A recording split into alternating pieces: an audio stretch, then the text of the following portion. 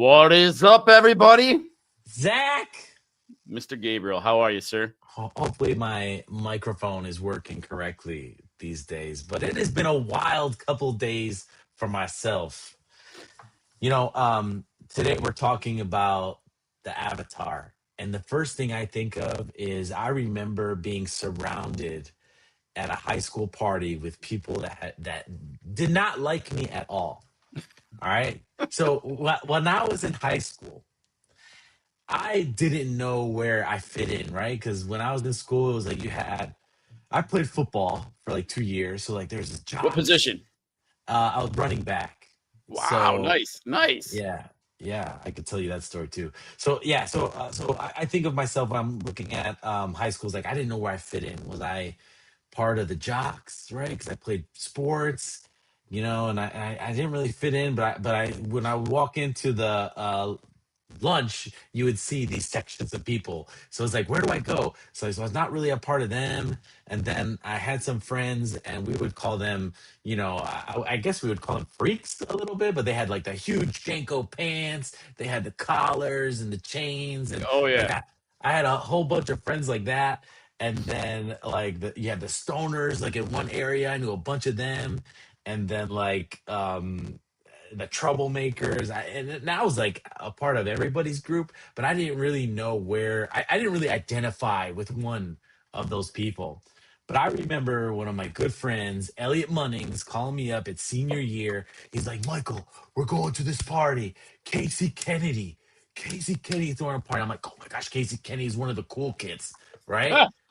I'm like, we're going to this party, dude. So I remember him picking me up in this Ford Taurus station wagon. It was like green, like the color of our border, right? Like, and I'm like, I don't care. Like, it's his mom's car. Like, he's the only kid I really know who has a car. I'm like, we're going. So we hop in this car, and I've had the same haircut since ninth grade.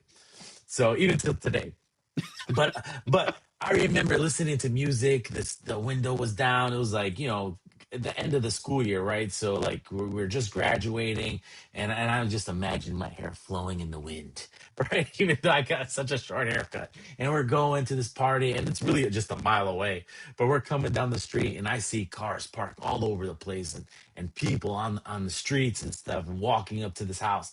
And I remember getting out, thinking I was just the coolest kid going to Casey Kennedy's party. And as I'm walking up to the thing, I see people on the porch and I'm saying hi to them. There are a couple friends like hanging out on the driveway. And he lived on this like long driveway. And at the end was almost like this barn where they're having like this bonfire. So I would go back there. And I remember Casey Kennedy, like as soon as I walked in, he looked at me, he's like, hey, Mike. And I almost felt like we were about to fight because it was like so aggressive that he came up and he like gave me a dab. Shook my hand. I was like, what's up, man? And I could remember like within 10 minutes, man, I'm looking around and I'm like just surrounded by people that like they didn't like me. I didn't like them. And I was thinking to myself, what am I doing here? Now, how does this relate to business? This relates to business because I remember a point in my business where I served everybody. I didn't care. Like one, I do love to serve in general. Yeah, Like I yeah, love to totally. help whoever. But I realized that if you don't pick the person you want to serve, they're going to pick you. And if you don't identify that person, you're going to be at a party where you're surrounded by people that may not like you and you may not like them. So today's thing, we are talking about how to choose your avatar so that you're not surrounded by people you don't like. That is literally the same experience I had without a party, but in business. And it's so critical to do that. I remember shifting from when I was selling real estate and I had the real estate team, we were doing pretty good and I wanted to grow the business because I'm competitive and it wasn't about money. It was just about being, number one and chasing friends who are ahead of me. So we shifted from a database based business, which the database, as we know, is the most valuable, the most important thing in your business, which is critical, to a marketing based part. And so we kept the database, but the marketing part. And so we started throwing out different mofers, different USPs that really brought people's attention. We would offer like foreclosures, or we'll sell your house for a price you're happy with, or we'll buy it. And so we're getting the phone to ring with these people.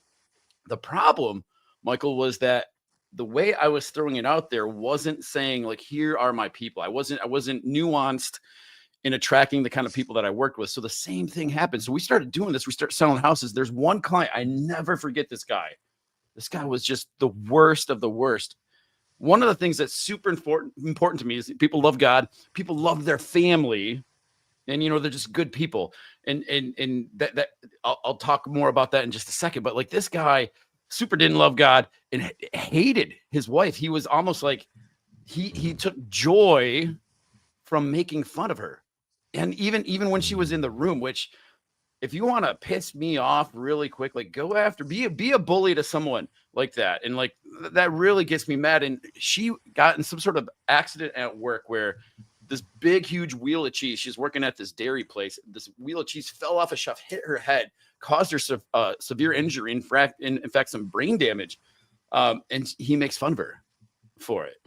And I remember my team, I wasn't working with them directly, but my team goes on, they sell them a house, and we would do these client parties, right? And so at the end of the year, this isn't a high school party, but it's a client party. What I would do is I'd rent out a movie theater, or whatever the cool movie theater is at the end of the year, or the movie, we'd rent it out. I'd buy all the tickets and we'd have these people show up.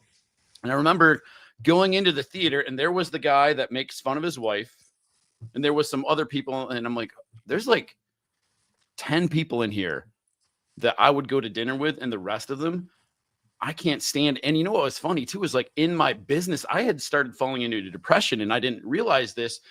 I was dealing with people that sucked the life out of me, that I didn't like being around, and changing who I was serving, going after like the avatar that I wanted to. I remember I had a business coach. Oh man, she was so awesome. She gave me permission to do this, and I was scared to do this. She's like, you need to blow up your database, cut out the people that you don't like, and only serve the people that you'd go to dinner with. And that was, they loved God, they loved their family, and they wanted to build a big business. Those were the 3 criteria which I picked.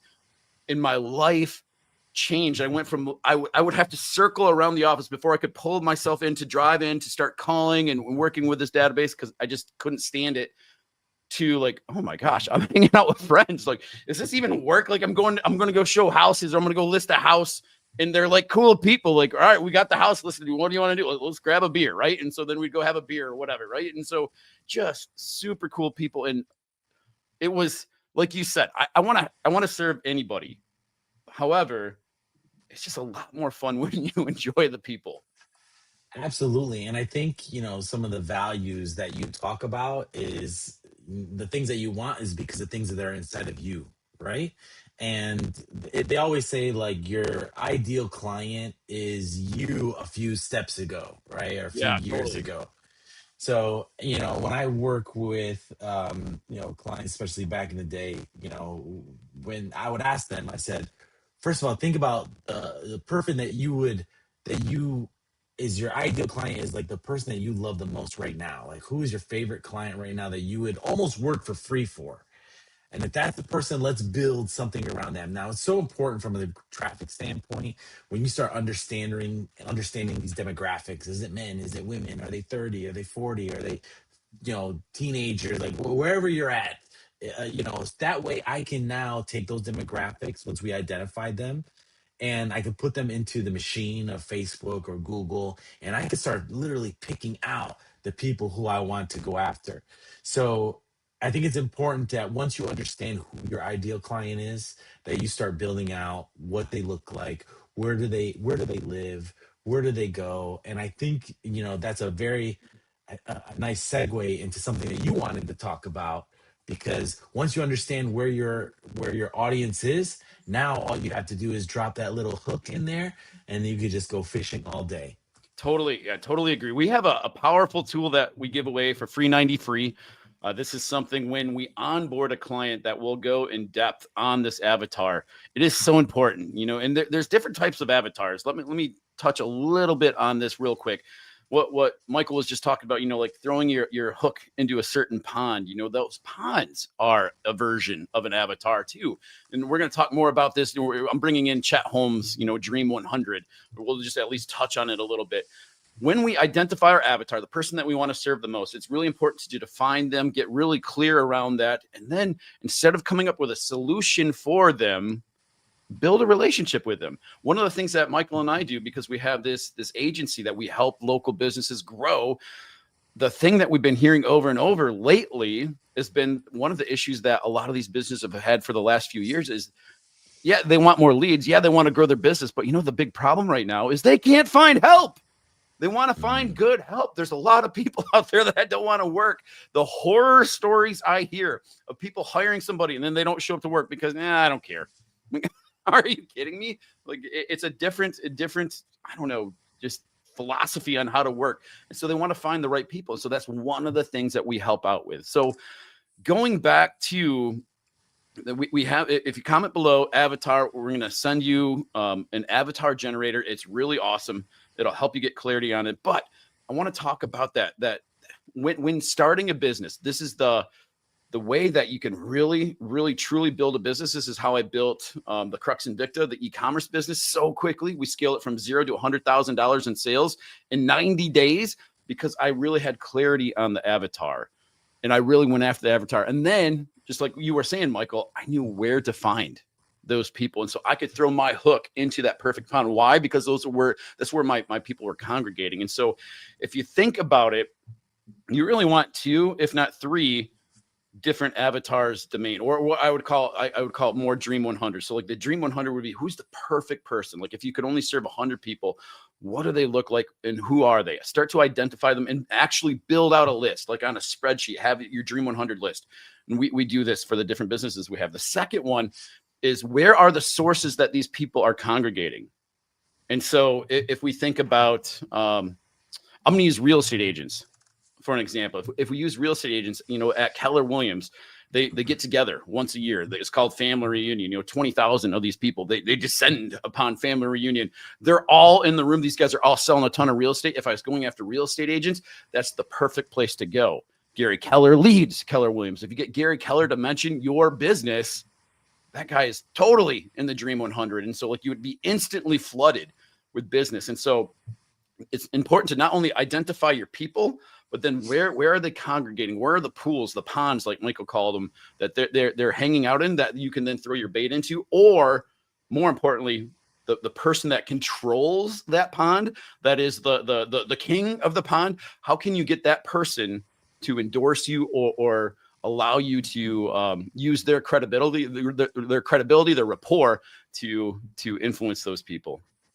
Yeah, and it's funny that you mentioned the Dream 100, because if they're a big enough influencer from a paid traffic standpoint, I can target that influencer, and then I can target that influencer's followers, right? So once you understand the dynamics or the nuances of your avatar and the person that you want to serve, even down to even maybe the podcasts they listen to or the YouTube channels that they watch, these are all ways that we can use for traffic to make sure that your message is getting to the right person at the right time. Absolutely. Absolutely. And then I want to reiterate this because a lot of people will skip over this. We work with a lot of businesses.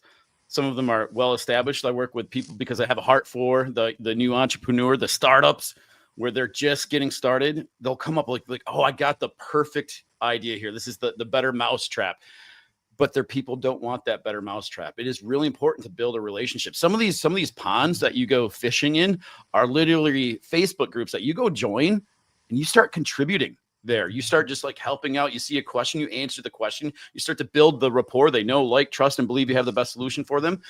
You start to build that rapport, but then you'll also start to here's the actual pain point.